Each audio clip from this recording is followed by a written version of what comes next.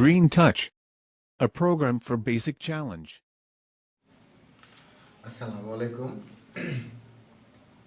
আমি আতাউর রহমান, গ্রিন টাচের পক্ষ থেকে আপনাদের সকলকে স্বাগত। আমি ঢাকা বিশ্ববিদ্যালয়ে রিটেন পার্টের ধারাবাহিকতায় ট্রান্সলেশন অর্থাৎ বাংলা থেকে কিভাবে ইংরেজি করা যায় সে বিষয়টা নিয়ে দাঁড়িয়েছি। তবে আমি এখানে কিছু কিছু খণ্ড খণ্ড ছোট ছোট সংক্ষিপ্ত বাক্য থেকে কিভাবে বড় বাক্য তৈরি করা যায়, কিভাবে ছোট বাক্যগুলো লিখতে হয়, কিভাবে ছোট ট্রান্সলেশনগুলো লিখতে হয়, হ্যাঁ, এই বিষয়টা নিয়ে আমি পরিষ্কার আলোচনা করার আশা রাখতেছি। সরাসরি আমি বোর্ডে চলে যাচ্ছি। খেয়াল করেন, ধরেন আমরা জানি একটি ভার্বের যখন আমরা বাক্যের মধ্যে জানি, যখন আমরা কোনো বাক্য লিখতে চাই, একটা বাক্য লিখতে গেলে আমাদের কোন জিনিসটা দরকার হয়, সেটা হলো অবশ্যই সাবজেক্ট দরকার হবে, সাবজেক্ট। আর সাবজেক্টের পরে অবশ্যই একটা ভার্বস দরকার হবে, ভার্বস। এটা যদি না হয় তাহলে কিন্তু বাক্য সম্পন্ন হবে না। বাক্যকে সম্পন্ন করতে গেলে আমাদের কিন্তু এইগুলা লাগবে, ঠিক আছে? আর এইটা মোছার জন্য মানে সাবজেক্ট প্লাস ভার্ব, এখানে আমাদের যেটা আছে সাবজেক্টের পরে আমরা ভার্বটা বসাবো। একটা বিষয় দেখেন, সাবজেক্টগুলো আমরা চিনি কিভাবে চিনি, যে আমাদের শীটের মধ্যে দেওয়া আছে 01 শীটের মধ্যে, যে আমাদের প্রোনাউনের যে 5টা রূপ সেখানে দেওয়া আছে। সাবজেক্টিভ প্রোনাউন, সাবজেক্টিভ এর নিচে, সাবজেক্টিভের নিচে যতগুলো আছে সবই সাবজেক্টিভ প্রোনাউন, অবজেক্টিভের নিচে যে যতগুলো আছে সবই অবজেক্টিভ প্রোনাউন, আর পসেসিভ ব্র্যাকেট আছে অ্যাডজেক্টিভ, এর নিচে যেগুলো আছে সবগুলো অ্যাডজেক্টিভ হিসেবে ব্যবহৃত হয়। এছাড়া আমাদের আছে হলো ডাবল পসেসিভ, ডাবল পসেসিভের নিচে যতগুলো আছে এগুলো আসলে অ্যাডজেক্টিভ প্লাস নাউন হিসেবে ব্যবহৃত হয়। এরপরে আছে রিফ্লেক্সিভ প্রোনাউন, এগুলো কোথায় কোনগুলো ব্যবহৃত হয় সেগুলোও কিন্তু আমাদের ভালোভাবে বুঝতে হবে, তাহলেই আমাদের এই বিষয়টা পরিষ্কার হবে। তো যাই হোক, খেয়াল করেন, আমাদের যেমন সাবজেক্ট লাগবে, সাবজেক্টের সাথে আমাদের ভার্বস লাগবে। তো প্রথমে আমাদের জানতে হবে ভার্বসটা আসলে কয় ধরনের ভার্বস থাকে। দেখেন, ভার্বসের ফর্মস যেগুলো আছে, আমাদের ভার্বসের ফর্মস, একটা হলো বেস ফর্ম, তারপরে আছে প্রেজেন্ট ফর্ম, প্রেজেন্ট ফর্মের পরে আছে পাস্ট ফর্ম। আচ্ছা, পাস্ট ফর্মের পরে আছে পাস্ট পার্টিসিপল ফর্ম, এরপরে আছে present participle form, present participle form. তো এখানে আমরা বিষয়টা লক্ষ্য করব, যদি আমরা বি ভার্বসটা নিয়ে আসি, বি, এখানে বি শব্দের অর্থ জানি আমরা হওয়া, এই বি ভার্বটা হলো বি ভার্বের base form. Present form am, is, are. Past form was বা ওয়ার। পাস্ট পার্টিসিপল ফর্ম হলো বিন।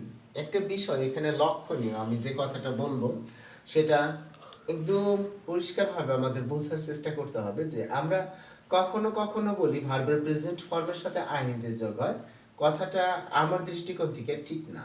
কেন ঠিক না? যে যদি প্রেজেন্ট ফর্মের সাথে আইএনজি যোগ হইতো তাহলে হয়তো আমরা কোথাও অ্যামিং এর অস্তিত্বটা খুঁজে পেতাম, ইজিং এর অস্তিত্বটা খুঁজে পেতাম, আরিং এর অস্তিত্বটা খুঁজে পেতাম। যেহেতু আমরা অ্যামিং, ইজিং এবং আরিং কোথাও পাইনি, সেক্ষেত্রে আমরা সহজেই বলতে পারি আসলে ভার্বের বেস ফর্মের সাথে আইএনজি যোগ হয়। আইএনজি কিন্তু কখনোই ভার্বের অন্য কোনো ফর্মের সাথে আইএনজি যোগ হয় না। ভার্বের কোন ফর্মের সাথে আইএনজি যোগ হয়? ভার্বের বেস ফর্মের সাথে আইএনজি যোগ হয়। আচ্ছা, ভার্বের বেস ফর্ম হিসেবে যদি আমরা এখানে হ্যাভ ভার্বসকে ইউজ করি, তো এটার প্রেজেন্ট ফর্ম হলো হ্যাভ এবং হ্যাজ, আর পাস্ট ফর্ম হলো হ্যাড এবং পাস্ট পার্টিসিপল ফর্মও হ্যাড। প্রেজেন্ট পার্টিসিপল ফর্ম স্বাভাবিকভাবে আমরা বুঝতে পারি হ্যাভের সাথে আইএনজি যোগ হবে, এটা হয়ে গেল হ্যাভিং। সো আমরা এখানে একটা বিষয় লক্ষ্য করব, যে ভার্বের যে 5টা ফর্মস আছে এখানে নানানজন নানানভাবে শিখিয়ে থাকে। কেউ প্রেজেন্ট ফর্মকে বলে V1, পাস্ট ফর্মকে বলে V2, পাস্ট পার্টিসিপল ফর্মকে বলে V3, প্রেজেন্ট পার্টিসিপল ফর্মকে বলে V4, এবং ভার্বের সাথে এস বা ইএস যোগ করা থাকলে V5। এভাবে আমরা নানানজনের কথা বা তাদের যুক্তিগুলো দেখেছি। সেটা যে যেমন ভাবে বোঝায় সেটা তার জন্য সেটা পারফেক্ট। তো আমি এখানে যেটা বলতে চাইতেছি, যে দেখেন বি এবং হ্যাভ ভার্ব ছাড়া অন্য একটা ভার্ব যদি আমি নিয়ে আসি গো, এই গো ভার্বসটার প্রেজেন্ট ফর্ম কি দেখেন, আমরা সাবজেক্টের পরে যখন প্রেজেন্ট ফর্ম ব্যবহার করি গো ব্যবহার করি এবং গোস, এই দুটাই আমরা কিন্তু ব্যবহার করি। Subject third person singular number হলে গোস ব্যবহার করি, অন্য ক্ষেত্রে আমরা কি ব্যবহার করি, গো ব্যবহার করি। সেক্ষেত্রে আমরা বুঝতে পারতেছি এটাও কিন্তু ভার্বসের প্রেজেন্ট ফর্ম হিসেবে ব্যবহৃত হয়, এটাও প্রেজেন্ট ফর্ম হিসেবে ব্যবহৃত হয়। সুতরাং এটা যদি প্রেজেন্ট ফর্মের প্রেস্টিজ বা সম্মান পায়, এটা কেন প্রেজেন্ট ফর্মের প্রেস্টিজ বা সম্মান পাবে না? এটাও ভার্ব ওয়ানের মধ্যেই আমরা ধরতে পারি। অনুরূপভাবে এটা পাস্ট ফর্ম হলো ওয়েন্ট, পাস্ট পার্টিসিপল ফর্ম গন আমরা জানি। আর প্রেজেন্ট পার্টিসিপল ফর্ম যদি আমার প্রেজেন্ট ফর্মের সাথে আইএনজি যোগ হইতো তাহলে গোইং এবং গোসিং এই শব্দটার অস্তিত্ব আমরা পেতাম, কিন্তু পাই না। সুতরাং আমরা বুঝতে পারতেছি যে আসলে ভার্বের বেস ফর্মের সাথে আইএনজি যোগ হয়। এই বিষয়টা আমরা মনে হয় পরিষ্কার হয়ে গেলাম। তো এই ক্ষেত্রে ভার্বের বেস ফর্ম এটা আমরা লক্ষ্য করব, এটা আসলে বাক্যের কোথায় ব্যবহৃত হয়, বেসটা কি এটা আমাদেরকে বুঝতে হবে। যদি আমরা কোনো বাংলা ক্রিয়ার কথা চিন্তা করি সেক্ষেত্রে আমাদের বেসটা কোথায় হয়, যেমন ধরেন আমি এখানে একটা শব্দ লিখলাম খাওয়া। এই খাওয়া যদিও এটাকে আমরা ক্রিয়া বলতে পারি না, কারণ এটা কেন ক্রিয়া না, এটা কেন ভার্বস না, তার মূল কথা হলো যে একটা ক্রিয়ার আপনার চাহিদা থাকে দুইটা, একটা ক্রিয়ার দুইটা চাহিদা থাকে। যেমন খাওয়া, এটার প্রথম চাহিদা যদি এটা ক্রিয়া হয় এর প্রথম চাহিদা যেটা হবে সেটা হলো এটার চাহিদা হবে হলো কি কর্তা চাহিদা, অর্থাৎ তার কর্তা লাগবে, একটা ক্রিয়ার বৈশিষ্ট্য। আর দ্বিতীয় চাহিদা হলো কাল চাহিদা, তার কাল লাগবে। তার মানে এখানে দেখেন আমি যদি আমি, তুমি এবং সে এই সাবজেক্টগুলো আমরা যদি ইউজ করি তো এই ক্ষেত্রে দেখেন এই খাওয়াটা মিলে না, আমি খাওয়া, তুমি খাওয়া, সে খাওয়া মিলে না। তার অর্থ হলো এই খাওয়াটা আসলে ভার্বস না, ভার্বস জাত শব্দ, ক্রিয়াজাত শব্দ। এখানে আমরা বলতে পারি শব্দটা এরকম আসে, খাই এটা ক্রিয়া, অথবা খাইলাম এটা ক্রিয়া, মিলতেছে আমার সাবজেক্টের সাথে। আচ্ছা খাবো এটা ক্রিয়া। এখন দেখেন এটা তিনটা শর্ত, দুটি শর্তই পূরণ করেছে। কর্তা আমি খাই এটা সাবজেক্টের সাথে মিলে, আমি খাইলাম এটা সাবজেক্টের সাথে মিলে, আমি খাবো এটা সাবজেক্টের সাথে মিলে, এবং খাবো এই শব্দটা দ্বারা বোঝাচ্ছে ভবিষ্যৎকাল, খাইলাম এটা দ্বারা বোঝাচ্ছে অতীতকাল, খাই এটা দ্বারা বোঝাচ্ছে বর্তমানকাল। সুতরাং স্বাভাবিকভাবেই কিন্তু আমরা বুঝতে পারতেছি যে যেটা ক্রিয়া সেটা কর্তা এবং কাল দুটো চাহিদাকে রক্ষা করে। তো এইখানে আমরা যে বিষয়টা পরিষ্কার হওয়ার চেষ্টা করলাম যে আমরা ভার্বসের ফর্মসগুলো বসাবো কোথায়, কিভাবে বসাবো, সেই ক্ষেত্রে আমাদের ভার্বের বেস ফর্ম সম্পর্কে একটা ধারণা থাকতে হবে। বেস ফর্মটা কি? বাংলায় কিন্তু আমরা এটাকে বলতেছি ক্রিয়ার মূল, ক্রিয়ার মূল, অথবা এটাকে বলা হয় ধাতু। ঠিক আছে, বেসটা কি আসলে? যেমন এই যে খাওয়া ক্রিয়াজাত শব্দটা, এই শব্দটার বেসটা কি? এর বেসটা হলো খা। যাওয়া এই শব্দটার বেসটা কি? যা। আচ্ছা আসা বা দেখা এই শব্দটার বেসটা কি? দেখ। এরকম কিন্তু আসতেছে, কিন্তু আমরা বুঝবো কিভাবে? হ্যাঁ, এটা যদি আমরা তুই এই শব্দটার পরে যদি আমরা কোনো ক্রিয়া ব্যবহার করি, ওই ক্রিয়াটা যে রূপ ধারণ করে ওটাই কিন্তু আপনার বেস ফর্ম অথবা ক্রিয়ার মূল বা ধাতু। যেমন তুই খা, তুই যা, তুই দেখ, তুই আস, তুই পর, তুই হ। এর অর্থ বোঝাইতেছে তুই ক্রিয়ার পরে আমরা ভার্বের বাংলা ক্রিয়ার যে ফর্মটা ব্যবহার করি ওটাই কিন্তু আমাদের আসলে ক্রিয়ার মূল, বা আমরা ধাতু বলতে পারি এটাকে, ধাতু। তো এখানে লক্ষণীয় বিষয়, এখানে ভার্বের বেস ফর্ম এরা বাক্যের কোথায় কোথায় ব্যবহৃত হয়। ভার্বের বেস ফর্ম কিন্তু তিনটা জায়গায় ব্যবহৃত হয়। ভার্বের বেস ফর্মটা সাধারণত আমরা ভার্বের বেস ফর্মটাকে তিনটে জায়গায় এর ব্যবহার শিখে থাকি। প্রথমটা হলো দেখেন যে প্রথম যে ইউজটা নাম্বার 1, এখানে দেখেন বেস ফর্মের ব্যবহার আমরা বলতে পারি ইউজ অফ বেস ফর্ম। ইংরেজিতে আমরা বেস ফর্মের যে ব্যবহারটা করব, বেস ফর্মের ব্যবহারের মধ্যে 1 নম্বরে আমি যেটা বলবো, তিনটে ইউজ আছে, প্রথমটা নিয়ে আমি আজকে আলোচনা করব। বেস ফর্মটা আসতেছে দেখেন সাবজেক্ট ইউকে ইউ শব্দের অর্থ এক্ষেত্রে আমরা তুমি ধরবো বা তোমরা ধরবো। সাবজেক্ট ইউকে উজ্জ করে, সাবজেক্ট ইউকে উজ্জ করে আপনার ভার্বের বেস ফর্ম বসে। ভার্ব এর বেস ফর্ম বসতে পারে। তার মানে আমি এখানে যে কথাটা লিখলাম, সাবজেক্ট ইউকে উজ্জ করে ভার্বের বেস ফর্ম বসতে পারে, এই বিষয়টা আসলে কি দাঁড়াইলো আমরা একটু বোঝার চেষ্টা করি। সাবজেক্ট ইউকে উজ্জ করে ভার্বের বেস ফর্ম বসতে পারে। ইউকে কিভাবে উজ্জ করে, কেমনে উজ্জ করে আমরা একটু খেয়াল করি। রুলসটা অবশ্যই আপনি খেয়াল করছেন। সাপোজ আমি যখন এইভাবে বলতেছি, ইউ সাবজেক্টটাকে আমরা উজ্জ করতেছি। ধরেন উদাহরণস্বরূপ এখানে লিখলাম আমি এক নাম্বার একটা বাক্য লিখলাম, হাউ। দেখেন এই ক্ষেত্রে কিন্তু আমাদের বাংলা ক্রিয়ার যে রূপটা থাকবে, বাংলা ক্রিয়ার শেষে যেটা থাকবে সেটা হলো, যদি আমরা সাবজেক্টটা ইউ মনে করি তাহলে হবে ও অথবা ওকার অথবা স্বরেয়, এরকম কিন্তু অর্থ প্রদান করবে। যেমন হাউ, এখানে দেখেন একটা সাবজেক্ট উজ্জ আছে। কি উজ্জ আছে? তুমি হও, এই তুমিটা কিন্তু এখানে আসে নাই। তার মানে সাবজেক্ট তুমি এই শব্দটাকে যখন আমরা উজ্জ করি তখন কিন্তু ভার্বের বেস ফর্ম ব্যবহৃত হয়। সুতরাং হাউ ইংরেজি আমার কি হবে? বি। এই যে হয়ে গেল, কারণ বিটা কিন্তু বি ভার্বের বেস ফর্ম। How B. এখন যদি আমি এই কথাটা বলতাম, মনোযোগী হও, মনোযোগী হও, এটা যদি আমি বলি, তো আপনি দেখেন আগে কিন্তু আমরা ক্রিয়াটা নেব। এখানে দেখেন কথাটা তুমি মনোযোগী হও, তুমিটাকে উজ্জ করা হয়েছে। যখনই আমরা তুমিটাকে উজ্জ করতেছি ঠিক তখনই আমার যে ভার্বটা আসতেছে এটা কিন্তু ভার্বের বেস ফর্ম।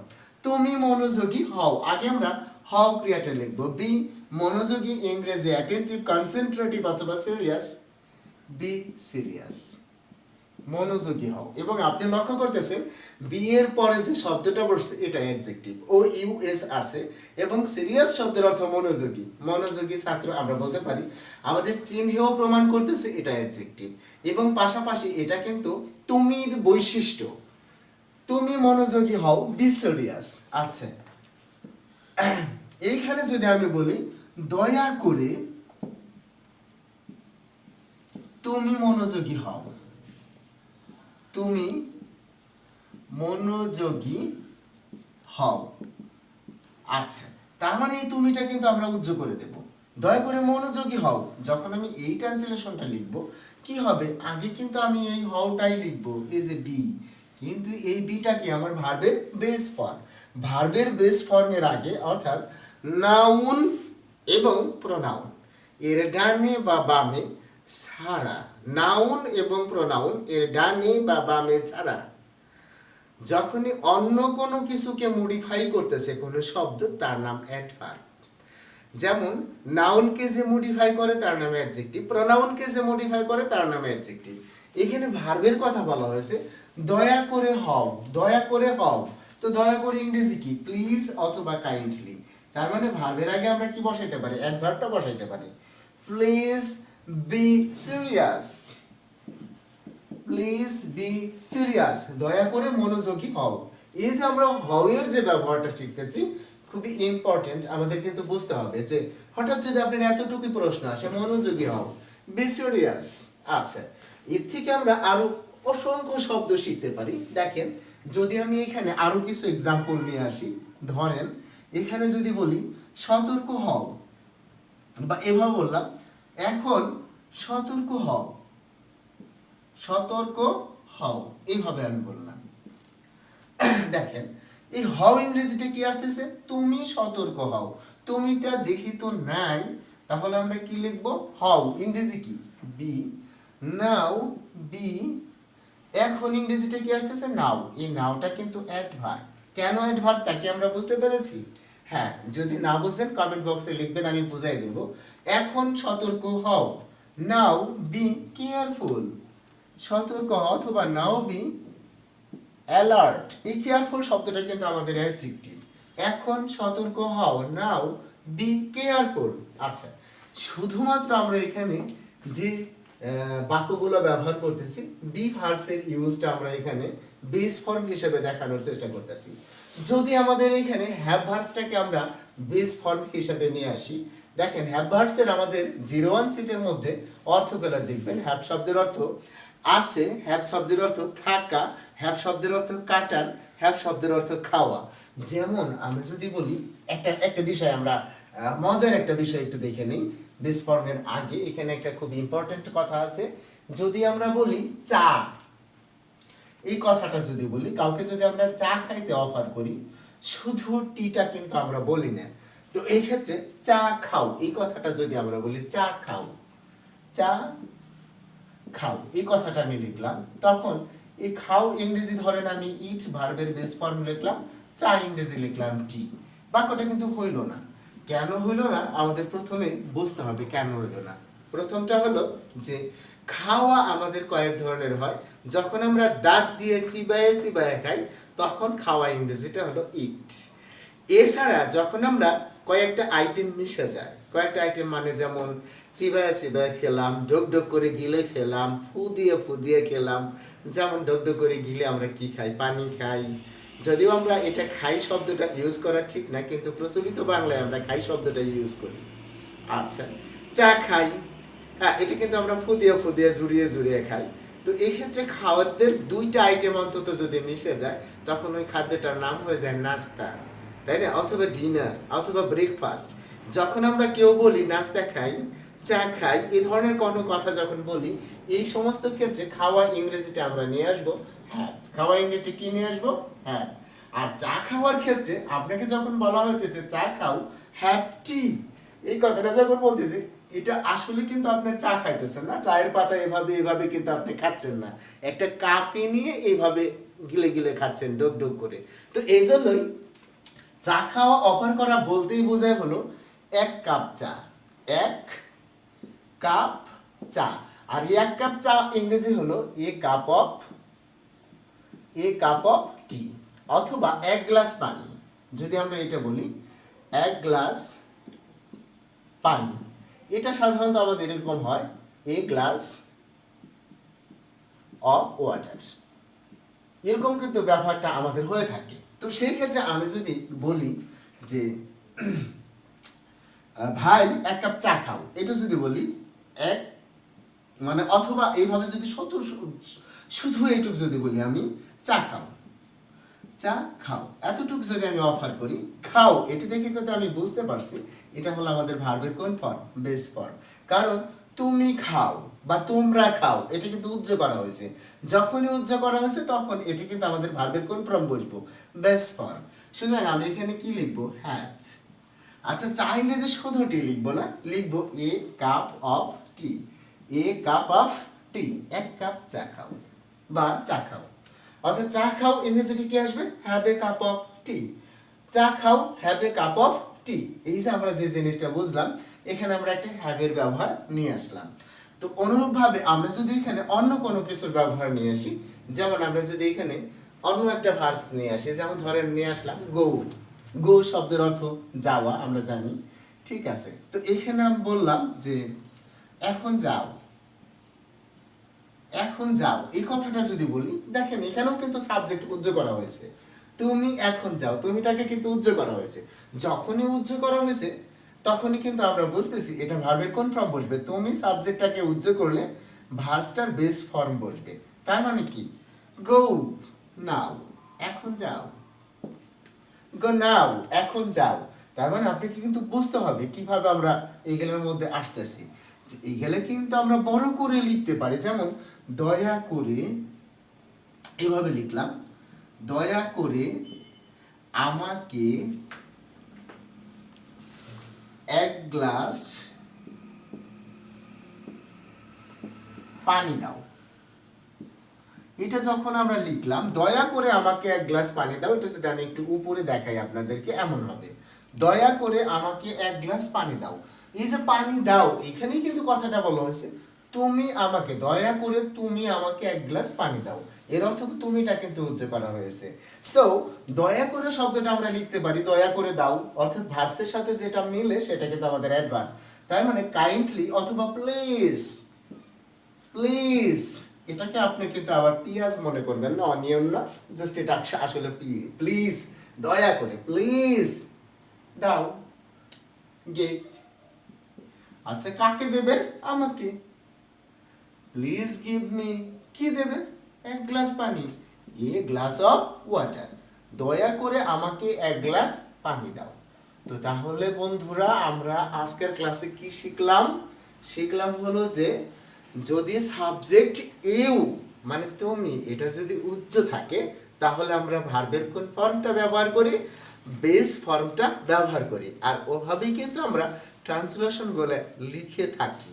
তো আমি পরবর্তী ক্লাসে এই ভার্বের বেস ফর্মগুলো আমরা আরও কয়ভাবে ব্যবহার করতে পারি সেগুলো বিস্তারিত আলোচনা নিয়ে আসব।